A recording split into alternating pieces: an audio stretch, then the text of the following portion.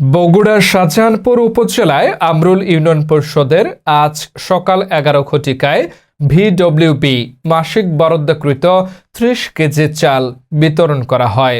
তথ্যচিত্রে বগুড়া শাহজাহানপুর থেকে মোহাম্মদ রেজওয়ানুল হক শাহিন এর রিপোর্টে।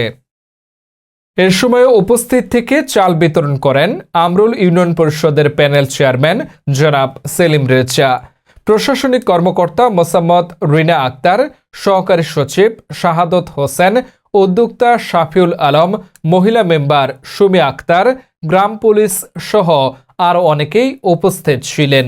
বিস্তারিত দেখুন ভিডিওতে।